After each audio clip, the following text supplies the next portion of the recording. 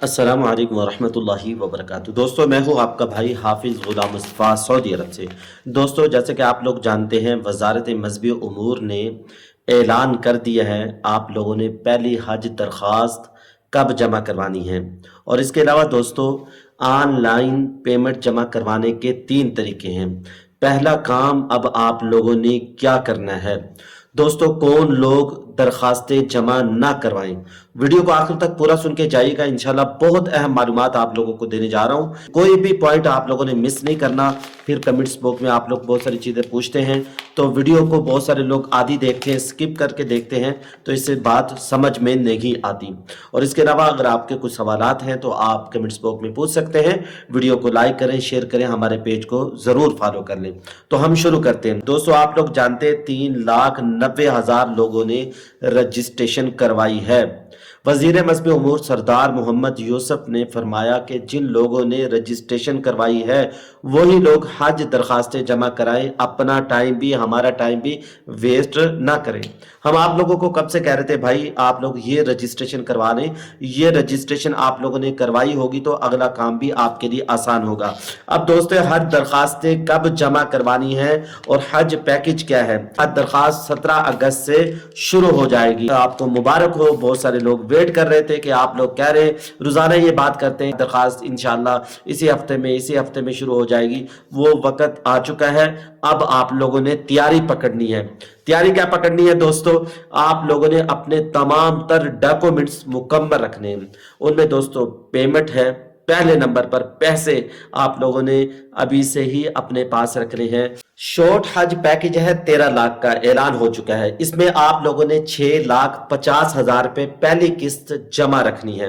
Long हज package है जो कि 40 दिन से 42 दिन का होता है, 12 लाख का है। इसमें आप लोगों ने पहली किस्त 6 लाख रुपए अभी से ही जमा रखनी है।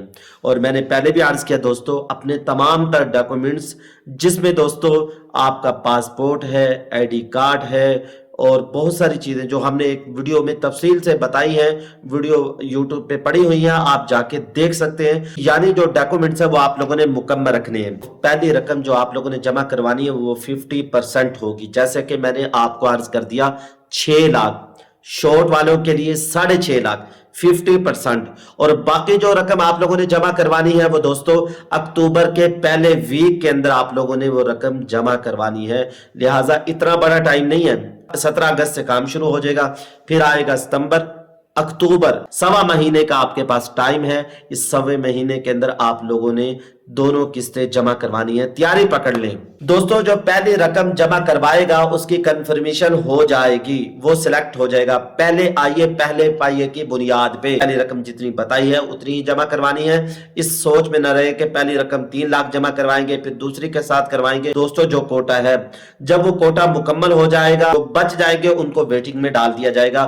फिर दुआओं पे काम रह जाता है। बंदा कहता है यार अल्लाह ताला से मांगे दुआएं करे। दोस्तों, तमाम तर जो रकम होगी वो 3 तरीकों से होगी। पहले नंबर पर ऑनलाइन आप लोग समझ गए। दूसरा डेबिट या क्रेडिट कार्ड के जरिए।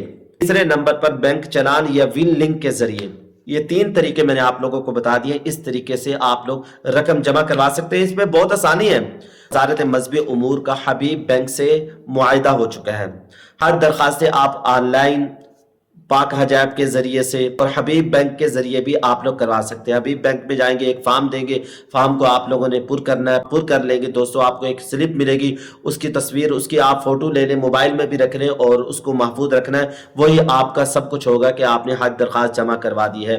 तो दोस्तों, इसमें कोई मुश्किल बात नहीं है, आसान सा काम है, खुद कर सकते हैं। खुद कर लें, खुद नहीं करना आता बैंक के थ्रू भी आप लोग करवा सकते हैं। हबीब बैंक की 1700 के करीब ब्रांच है, उनमें किसी ब्रांच में जाए, जाने से पहले ये आप लोग कंफर्म कर लें ये हमारे घर के करीब जो ब्रांच है यहाँ हज दरखास्त ली जा रही है या नहीं ली जा रही। इसके अलावा दोस्तों, हज सब्र और तहम्मुल का नाम है। सब्र और तहम्मुल के दामन को आप लोगों ने नहीं छोड़ना। इसके अलावा दोस्तों, अल्लाह ने दुनिया दिया गुजारे के लिए, हर एक दिन गुजर रहा है।